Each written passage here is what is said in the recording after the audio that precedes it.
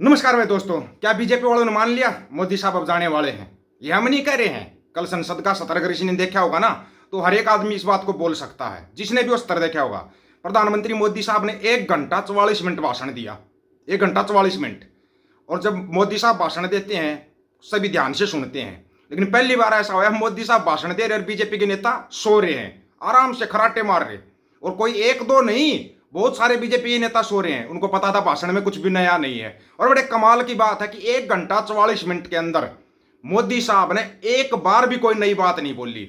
निशिकांत दुबे का शेर अपने उसमें भाषण में सुना रहे हैं। बड़े कमाल की बात है। सदियों की सजा हमने लम्हों में पाई।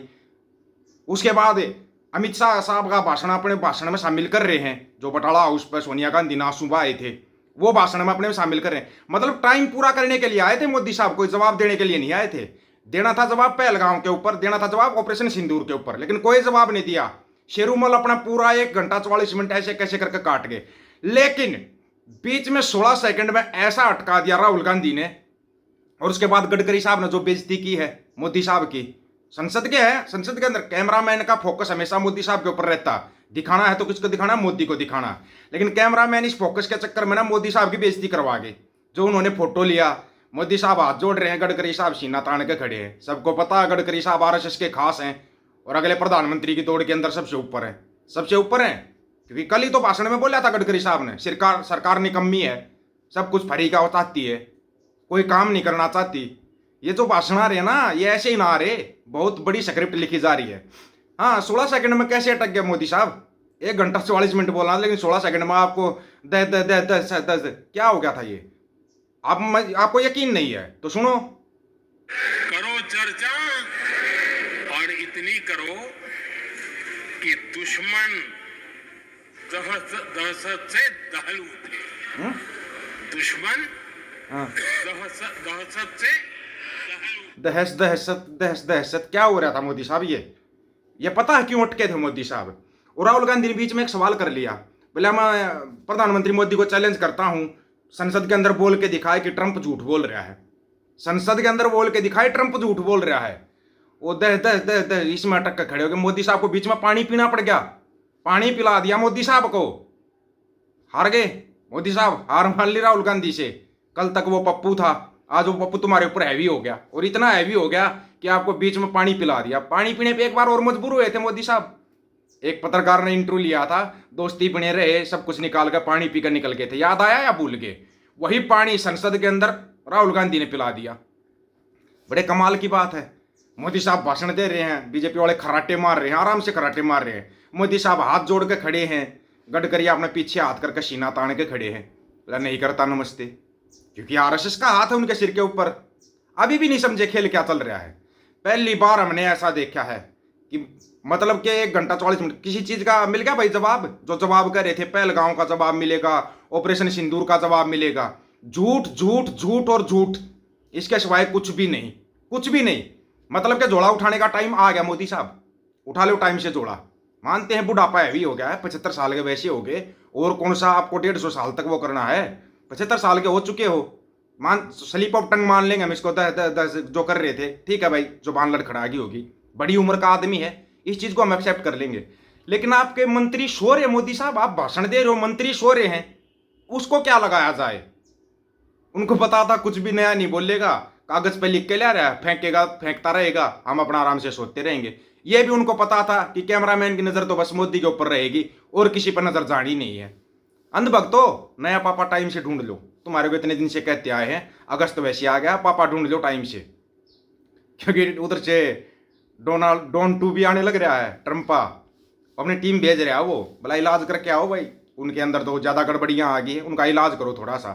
दूसरी तरफ से भूल गए क्या, निखिल गुप्ता का नाम भूल गए या याद है? निखिल गुप्ता को पकड़ा हुआ अमेरिका ने। उस तोते के ना सारे राज उगलवा दिए अमेरिका ने। उस तोते ने सारे राज खोल दिए। अब कहां जाओगे? ट्रंप का टय नहीं बोल पाए मोदी साहब, किसी ने बीच में नहीं बोला। किसी ने क्यों? और ट्रंप साहब 29 बार बोल के उसका नाम लेकर दिखा दो ना एक बार, है दम। चलो उसी पे बोल दो। ट्रंप साहब ने जो लेटर लिखा है पन्नू को, उसी के ऊपर बोल देते, एक शब्द बोल देते कि आतंकवादियों को लेटर लिख रहा है। आतंकवादी बोलते हैं ना अपने देश के अंदर पन्नू को, कि आतंकवादियों को लेटर लिख रहा है ट्रंप। बोल देते एक शब्द। क्यों नहीं बोला? चाइना ने मदद की पाकिस्तान की, और आप उसी चाइना के साथ व्यापार करने पर मजबूर हो गए हो। मजबूर, घुटनों पे लेके आया हुआ चाइना तुम्हारे को। दूसरी तरफ चाइना ब्रह्मपुत्र नदी के ऊपर इतना बड़ा बांध बना रहा है, जिससे उससे पहले उन्होंने बांध बनाया था पृथ्वी की घूमने की गति को ना 0.01 सेकंड के हिसाब से रोक दिया था उन्होंने, घूमने की गति को। इतना बड़ा पानी का बांध बना दिया चाइना ने। अब उससे भी बड़ा बांध बना रहा है, मतलब नॉर्थ का एरिया पूरा साफ कर देगा। आसाम, अरे ये एरिया ना पूरा साफ कर देगा एक ही बार में चाइना। सोचा कभी? चाइना का चाय बोलिया आपने? नहीं बोलिया। पंजाब के ऊपर तो बड़े भी हो जाते हो हैं, पंजाब के ऊपर बोल सकते हो आप। कब्जा तो पंजाब पे करना है, पता है लड़ेगा कौन? पंजाब ही लड़ेगा, आखिरी मार्क है। लड़ना तो पंजाब को है, और पंजाब लड़ेगा तो साथ में हरियाणा भी खड़ा होगा। तुम्हारी फिर वहां पे फूंक निकल जाएगी, कहीं से किसी टाइप के भी नहीं रहोगे तुम। बड़े कमाल की बात है भाई, ये इतनी बेइज्जती करवाने के बाद भी अगर एक आदमी इस्तीफा नहीं देता। वैसे एक बात है, तुम्हारे ढाबे खुलने जा रहे हैं अंधभक्तों, तुम्हारे लिए खुशखबरी है भाई, सिर्फ और सिर्फ अंधभक्तों के लिए। ये बिना बात के चिरकुट ना, इनके औकात कुछ भी नहीं है, ये गोबर मूत्र पीने। तुम्हारे लिए खुशखबरी है, तुम्हारे लिए ढाबे खुलेंगे जहां पर गोबर की चपाती मूत्र का रायता मिलेगा तुम्हारे को। ढाबे खुल रहे हैं तुम्हारे, मजाक की बात नहीं। ये उन्होंने देख लिया, ये गोबर खाने मूत्र पीने इतने हो गए, कमाई का बस एक यही साधन बचा है। लेकिन उसके लिए पैसे चाहिएंगे, पैसे कहाँ से लेके आओगे? तुम खाते तो गोबर हो। और टाटा ने बोला, बोला जो ये कावड़ लेके आते हैं ना, 12,000 सो कोल्ड लिंडुओं को निकाल दिया कंपनी से। बोला जाओ कावड़ लेके आओ, तुम कावड़ लाओ, खुश रहो, फूल बरसाएगी सरकार तुम्हारे ऊपर। 12,000 नए बेरोजगार, स्वागत करो भाई उनका, स्वागत बहुत जरूरी है उनका।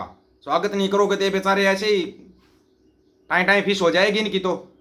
अब लेकिन ये बताओ, तुम नया बाप किसको ढूंढोगे? सोचने वाली बात है। तैयारी तो कर लो यार, अभी तो बस 1.5 महीना भी नहीं बचा, 1.5 महीने के अंदर अंदर जोड़ा उठने वाला है। लेकिन सबसे बड़ा कमाल ये था, ये बताओ गडकरी साहब ने नमस्ते का जवाब क्यों नहीं दिया? सबसे बड़ा सवाल यहाँ पे उठता है। राहुल गांधी पानी पीने पर मजबूर कर रहा है मोदी साहब को, वही मोदी साहब जिनके भाषणों पर बस जैसे ही संसद के अंदर मोदी साहब आए, मोदी मोदी, पूरे सांसद चिल्लाने लगे। जैसे ही मोदी साहब भाषण देने लगे, सारे सांसद सो गए, तकरीबन सांसद सो गए। उनको पता था कुछ भी नहीं बोलेगा, फेंकेगा। मतलब बीजेपी को विश्वास हो लिया, सिवाय फेंकने के इसको कुछ नहीं आता। विश्वास तो अंबानी अडानी को भी हो चुका कि अब ये बस किसी काम का नहीं रहा, जितना इससे काम लेना था ना ले चुके हैं। अब इसको मंडल कमंडल के अंदर शामिल कर दिया जाए। इंतजार कर रहे हैं लाल कृष्ण अडवाणी साहब आपका। आजा आजा मेरे चेले, बहुत दिन हो गए, तूने मेरे को तो ठिकानी पर लगाया था, अब तू भी ठिकानी पर आ जा। और गडकरी अगले प्रधानमंत्री की दौड़ में सबसे आगे चल चुका है भाई। अगले ने दिखा दिया, संसद के अंदर दिखा दिया, प्रधानमंत्री हूँ भाई बनने वाला। ऐसे ना है कि तुम बोलोगे हम नमस्ते कर देंगे, करते रहो नमस्ते, हम तो नहीं करते। हद की बात नहीं हो रही है भाई? इतनी बेइज्जती करवाने के बाद भी लोग इस्तीफा नहीं देते। रुपया तो उसी देश का गिरता है जिस देश की सरकार गिरी हुई होती है। लेकिन इतनी गिरी हुई होती है, इतना गिरा हुआ प्रधानमंत्री है पाकिस्तान का, हम क्यों बोले, वो पाकिस्तान का एक फेंकूनाथ प्रधानमंत्री है।